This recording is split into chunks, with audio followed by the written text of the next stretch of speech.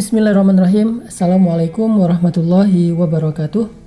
Teman-teman sekalian, alhamdulillah kita ketemu lagi di program tausiah menjelang berbuka puasa. Hari ini saya pengen ngajak kita mentadaburi tentang ayat dan hadis-hadis tentang gimana caranya menikmati ibadah sholat. Karena salah satu di antara amal yang istimewa di bulan Ramadan itu adalah Qiyamu Ramadan, atau kita menyebutnya dengan istilah sholat tarawih. Nabi SAW bersabda, "Man qama Ramadan imanan wahtisaban, ghufira lahu ma taqaddama min dzambih." Siapa yang mendirikan sholat di malam Ramadan, maka diampuni seluruh dosa-dosanya yang telah lalu. Ini menunjukkan bahwa sholat termasuk salah satu amalan yang sangat istimewa di bulan Ramadan. Dan di bulan Ramadan kita menyebutnya dengan istilah sholat tarawih, sholat santai. Nah, pertanyaannya, apakah sholat tarawih kita sudah benar-benar menjadi sholat santai?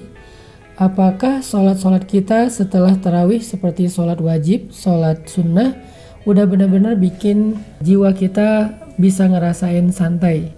Karena tarawih itu dari kata roha. Roha itu terus jadi bahasa Indonesia rehat.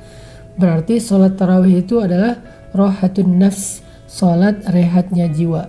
Nah, gimana caranya biar sholat itu kerasa di hati kita sehingga jiwa kita bisa menjadi rileks dengan ibadah sholat? Atau sebaliknya, ketika kita sholat jiwa kita menjadi terusik, kita jadi terganggu, kita jadi terbeban.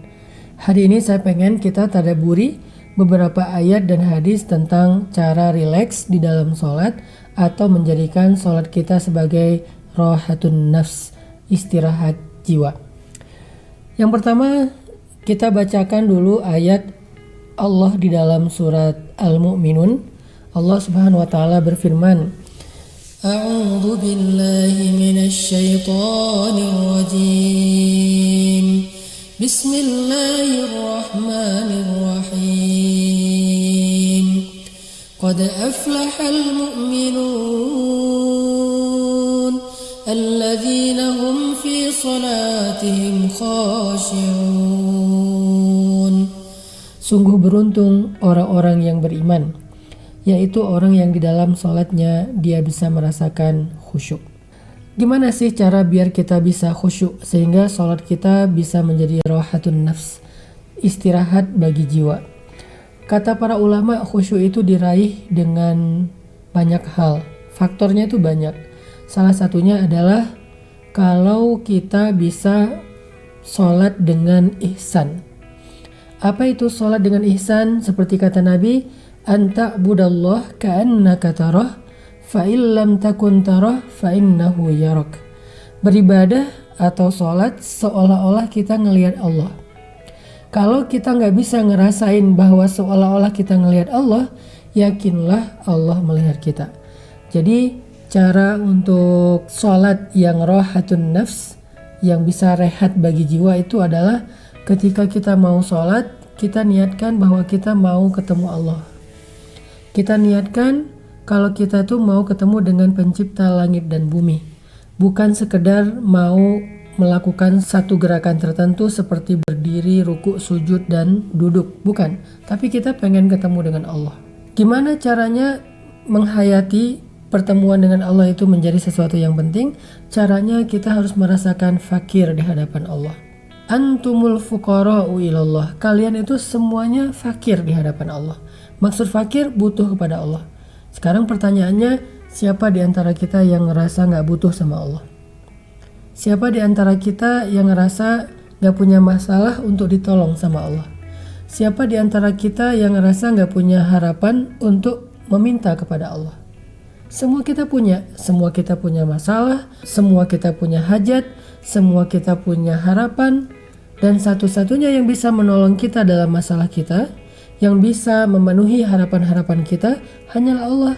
Sehingga ketika kita dipanggil untuk sholat, ketika kita melaksanakan ibadah sholat, baik itu berjamaah atau sendiri, kita datang kepada zat yang kepadanya kita akan meminta banyak pertolongan dan kebaikan. Nah, pertemuan dan perasaan fakir inilah yang coba kita bangun ketika kita sholat. Nabi SAW menyebutnya dengan istilah ihsan. Anta budallah ka'annaka tarah. Beribadah kepada Allah seolah-olah kita ketemu sama Allah. Sehingga pas kita sholat dengan perasaan bahwa kita ketemu dengan Allah, kita udah gak ingat yang lain karena kita lagi fokus mau meminta banyak kebaikan kepada Allah. Kita lagi fokus meminta pertolongan kepada Allah. Kita lagi fokus dengan masalah-masalah yang kita pengen adukan kepada Allah, sehingga kita nggak akan ingat yang lain kecuali ya Allah, saya lagi punya banyak masalah nih dan Engkau satu-satunya harapan saya. Iyyaka na'budu wa iyyaka nasta'in. Ini yang dimaksud oleh Nabi dengan kalimat ihsan, beribadah atau sholat dengan perasaan pengen ketemu dengan Rabb yang kepadanya lah kita menggantungkan banyak harapan dan doa. Makanya Allah Subhanahu wa taala berfirman di dalam Al-Qur'an, "Ya ayyuhalladzina amanu ista'inu bis-sabri was-shalah. Innallaha ma'as-sabirin." Wahai orang yang beriman, mintalah pertolongan kepada Allah dengan sabar dan salat. Dan sesungguhnya Allah bersama dengan orang-orang yang sabar. Allah nyuruh kita minta pertolongan dengan salat salah satunya. Makanya kita coba rasain, salat ini adalah jalan datangnya keajaiban. Salat ini adalah jalan datangnya pertolongan dari Allah. Salat ini adalah media komunikasi saya dengan Allah. Salat ini adalah cara saya curhat dan mengadu kepada Allah. Itu yang kita hadirkan yang disebut dengan kata ihsan. Kalau kita bisa ihsan, bertemu dengan Allah di dalam salat dengan perasaan bahwa kita butuh Allah, nahnu fuqara'u ilallah, insya Allah kita akan merasakan khusyuk. Dan khusyuk itulah inti dari rahatun nafs fis shalah, rehatnya jiwa di dalam ibadah sholat. Saya teringat dengan bahasa Nabi SAW ketika Nabi lelah dengan pekerjaan beliau, capek menggali parit Khandak ketika mau terjadi perang Ahzab. Kemudian ancaman orang-orang kafir Quraisy juga semakin dekat ke kota Madinah. Kemudian bulian dari orang-orang munafik juga luar biasa kencengnya. Nabi merasa lelah jiwanya dan lelah raganya. Maka Nabi SAW meminta kepada Bilal untuk mengumandangkan azan. Nabi nggak mengatakan ya Bilal azin, wahai Bilal azan, bukan. Tapi Nabi mengatakan ya Bilal arihna bis sholah, wahai Bilal istirahatkan kami dengan sholat.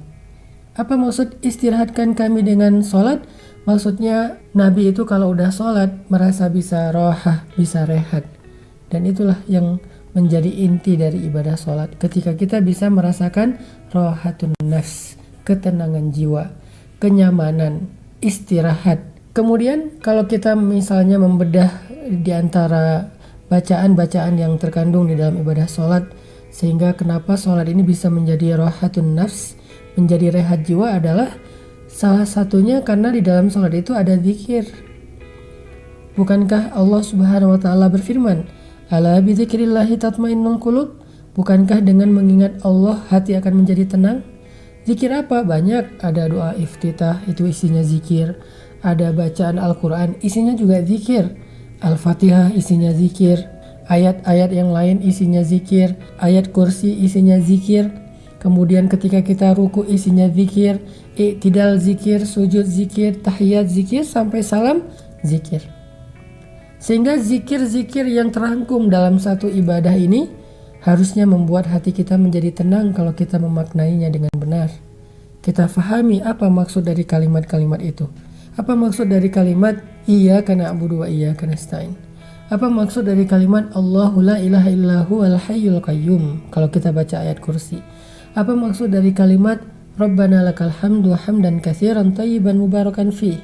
Apa maksud dari kalimat Rabbi firli warhamni wajiburni warfa'ni warzukni wahdini wa'afini wa'fu anni? Semua zikir-zikir yang kita baca di dalam sholat itu adalah obat untuk hati yang gelisah, obat untuk hati yang gundah, obat untuk hati yang galau, obat untuk hati yang merasa kecewa, sedih, hazan, untuk hati yang merasa terluka. Obatnya adalah zikrullah yang terkandung di dalam ibadah sholat. Makanya tugas kita adalah pertama, ketika kita mau sholat, coba hadirkan rasa bahwa kita mau ketemu sama Allah dan Allah satu-satunya harapan kita dalam semua masalah kita. Satu.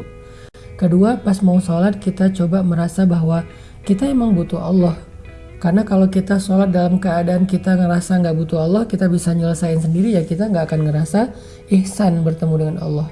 Makanya kita ngerasa, ya Allah saya lemah, ya Allah saya bodoh, ya Allah saya miskin, ya Allah saya nggak berdaya, ya Allah saya hina. Sedangkan Engkau maha perkasa, maha segala-galanya, maha kuasa, maha bijaksana, maha baik, maha penolong, dan seterusnya.